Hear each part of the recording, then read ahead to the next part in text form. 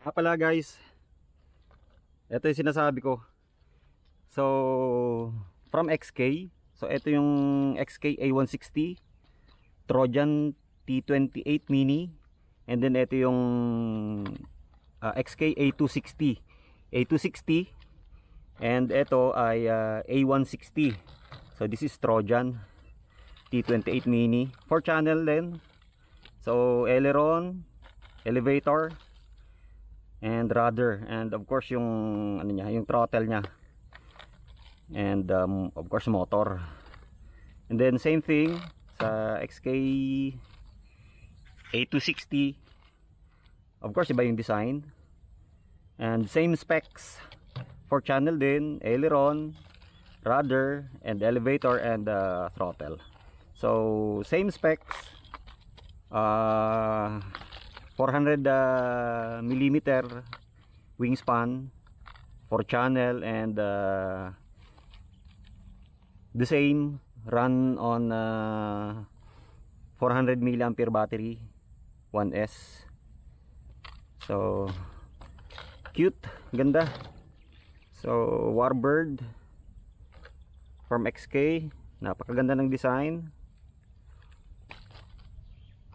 I think, oops, sorry, meron akong mga previously, may mga Volantex akong mga Warbird, magaganda rin yung mga 400 millimeter wingspan din. Almost the same yung quality, EPP foam, same quality, but in my opinion, tingin ko mas maganda yung electronics, yung quality ng electronics ng XK.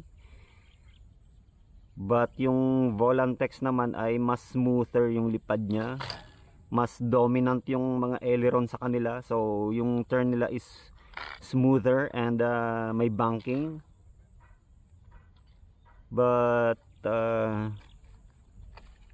yung XK, in my opinion, sa tingin ko mas durable siya, although pareho siyang EPP foam yung gamit na material, but I believe parang mas makunat yung material ng XK products. And of course yung electronics mas maganda. And yung radio, tingnan natin yung radio, pareho. So ito yung radio ng A210 pala to, 8210, I'm sorry. Yung Trojan pala is A210 T28. So same configuration ng radio. So walang LCD screen, so natatakpan siya, blank. So the same, siguro nga magbabind siya dito. You can use the radio interchangeably. Pwede mo siyang iswap, swappable siya, I guess. Sa tingin ko, I'm sure. Kasi pareho siyang 4 channel, and pareho siyang Warbird, and I think the same protocol. 2.4 GHz A210. So yun, sarap paliparin to guys, 4 channel. But tingnan natin, paliparin natin to, tingnan natin. So napalipad ko na to, check nyo na lang yung video sa link na to, ililink ko siya dito, check nyo na lang.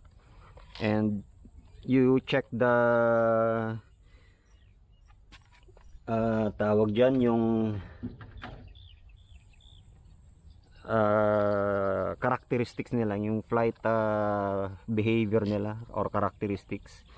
So this time, ito naman yung papaliparin ko, XK8210 or the Trojan T28 Mini. Oops, wala. Ayun, late reaction ng receiver.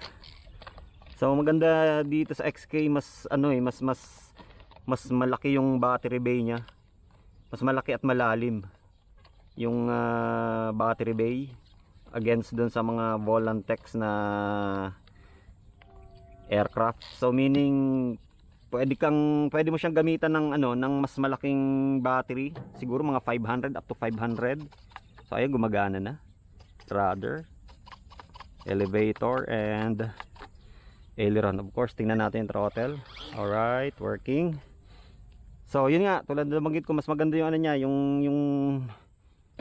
mas malaki yung battery bay niya kaysa sa mga Volantex aircraft. Mas malalim, mas malaki, mas malaki yung, you have more room for bigger battery, like siguro mga 500 up to 500 milliamperes to 600. Kasi ito yung standard niya is standard battery niya on board is 400 milliamperes. So mas maganda yata, I mean pwede siyang gamitan ng mas malaking battery for much longer flight experience. Tingnan natin. So yung una, hindi siya gumagana dito sa kasi rough nga, hindi siya suave, hindi smooth yung runway. Tingnan natin to. Mukhang gagana. So let's check this out. Stabilize flying. Wow, nice. So tulad na sinabi ko, yung rear bear ay mas dominant yung niya, mas maganda yung turn niya sa aileron. Eto, hindi masyadong reactive yung niya, yung aileron. Kailangan gamitan mo ng mabagal super delay yung niya, yung response sa sa aileron. Kaya pag ita-turn mo to, it's better if you use the rudder. I mean combination ng rudder at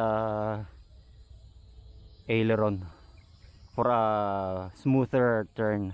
Pero yung rear bear, yung XK8